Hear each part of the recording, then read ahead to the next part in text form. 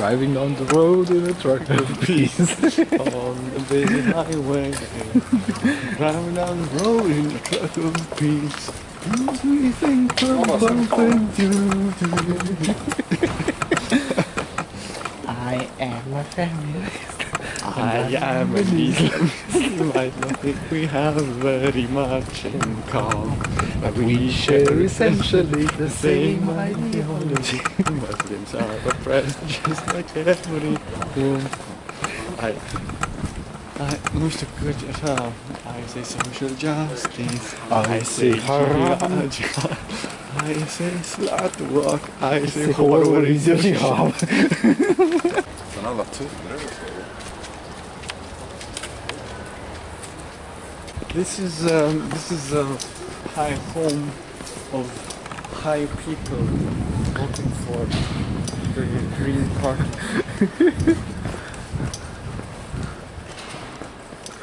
If you are to ask me, they have a crappier standard of living than all the way up north. In these apartments, they seem tall, but they don't seem very, very spacious. They probably aren't, but they are worth it. Oh, look! That's very symbolic of where we are. That's very symbolic of where we are right now. Holy shit. The division of in some areas of Södermalm is like 30% Fi, 30% Green Party, and about 30-40% everybody else, including the left and the Social Democrats. So it's essentially a microcosm, a very perhaps Sweden's biggest safe space. We should shut this down. It's Nerd's video game bar. Yeah, Gamergate. Yeah, this shouldn't be allowed. Maybe it's feminist games. Yeah, like Gone Home, the lesbian simulator. Well, a story of my life, or what was the name of the I don't remember. video game that... It's funny how one of those video games are successful. It's like you know, making a shitty game and then covering it up by calling it feminist doesn't really help.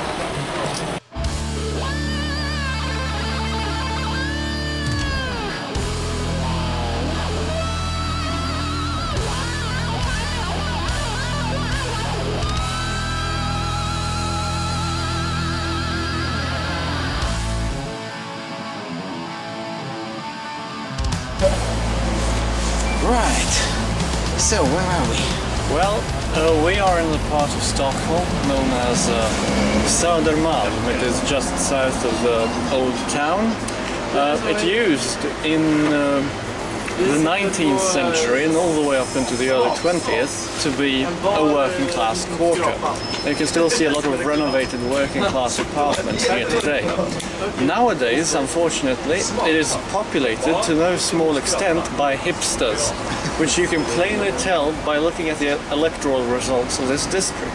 This is typically where the Green Party and the Feminist Initiative Party records some of its most successful results. Yeah, they had like 38%, 39%. I don't know the exact, but it wouldn't surprise me. It's let's put it this way: this area is essentially the primary reason that the Feminist Initiative Party made it into the Stockholm City Hall, and also in the European Parliament. Yeah, and thanks to them, we obviously have grand and genius policies implemented, like feminist snow plowing and That one is true, by the way, this feminist snow plowing. It was so retarded that it was even taken by the Romanian media and thoroughly reported. Yeah, well, I mean, much to the delight of everyone in the press corps. It was pretty retarded. You only have to look at oh dear, I'm ableist. Someone's going to get triggered around here sooner or later. No, but it was pretty retarded because, well, you only have to look at photographs of Stockholm from the time, and it's completely clogged up. Yeah. Because, well, I think you made a video about it, didn't you? Yeah, I have. Yeah. In brief, it was about let's start by plowing snows from bike lanes and sidewalks and bus stations, because those are more frequently used by women. Yeah, but the bus still needs the rest of the road. And the bus, and in short terms, you know, the women, mostly women, some men, made it to the bus stop, but the bus didn't make it to the bus stop. So the city was completely paralyzed for 24-48 hours in November. I'll take this description and take it to all the hipsters in Bucharest who complain about the local administration in Bucharest. I mean, sure, it is a social democrat and it's largely retarded, but still. At the very least, we don't have feminist snowplow. Yeah, that's true. That's true. Yeah. Thing is that this place has suffered the exact same fate as most of the other parts of Stockholm. You have old buildings, and then you have all of these commie DDR style buildings. Make it easy on yourself and just say cancer. Yeah. Cancer, architectural cancer, and probably more of this is to come. I mean, if all of those architects with degrees in gender studies, gender architecture, or and whatever, identifying cracks in the glass ceiling. Yeah. Not the glass ceiling of the building, that'd be useful, but not the glass ceiling. The proverbial glass ceiling. Yes, it has suffered the same fate as much of Stockholm. Some genius person in the 1970s said, you know, this place looks too nice, let's build an East Germany inspired concrete block. You know, because it's totally not going to ruin the traditional cityscape. Still, what did surprise me is that although this part is more central than other parts that we've been in the last several days, at least you'll be able to find cheap beer. So yeah. I mean, it surprised me too, you know, because alcohol and tobacco, they're the cash cows of the Swedish government. That and gasoline. You know, you can always raise the prices, you know, farmers go bankrupt and the countryside gets depopulated because they can't afford to drive, but people will always buy, you know, there's nothing certain except death and taxes, but particularly certain are the taxes on tobacco, alcohol and gasoline. And food, obviously, but they can't raise that too much because people get upset. Yeah. Well, it is pretty much like it was back in the communist days in the Intermarium. Basically, most of those regimes in the Intermarium started falling apart precisely when food became scarce and expensive. Yeah. Because you don't really take away people's food. Bread and circuses. Yeah. The bread part in the bread and circus is immensely important. Yeah. You can put up a crappier circus show, but if you put it crappier bread supply, that's that's not good. They're gonna go full a lot hot bar on you. Yeah. So this morning there was a truck of peace incident in this area. Thankfully, as far as I can tell from the news, nobody actually died, so no 72 virgins for the gentlemen involved. Did you say gentlemen? Did you just assume hence genus? Yeah, I need to pray to Gudrun. I need to pray to Gudrun for my privileges. Yeah, for those who don't know, what he means Gudrun is he means the leader of the Feminist Initiative party. Yeah, a former communist from the Swedish Communist Party, from the Vänsterpartiet, now turned radical feminist, Gudrun Schyman. Yeah? Yes. Very, very nasty character. Yeah. But yeah, so yeah, no fatalities, that's great, but still several injuries. Yeah. And as Ben Shapiro said in one of his podcasts, that we tend to look at the death toll, but we don't look at the injury toll, because sometimes that can be almost as bad. I mean, if you're severely injured, such as, I don't know, losing limb or whatever, that can still be quite crap. Yeah. But I would say that it's very hard to tell what kind of an impact this will have, to what extent people will react and say, hold on, something's wrong. Because you have to remember, this is the borough of Stockholm that voted very, very much above the national average for one party that wants to replace the military with LGBT negotiating groups. So, you know, I mean, good luck, you know, sending some. we just got photobombed. Good luck sending some.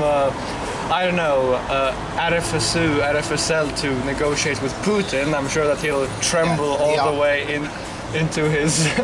Yeah, the RFSL is the LGBT lobby. Yeah, basically. They are surprisingly common sense when it comes to prostitution, but in everything else, kind of no. Kind of cancer. Yeah.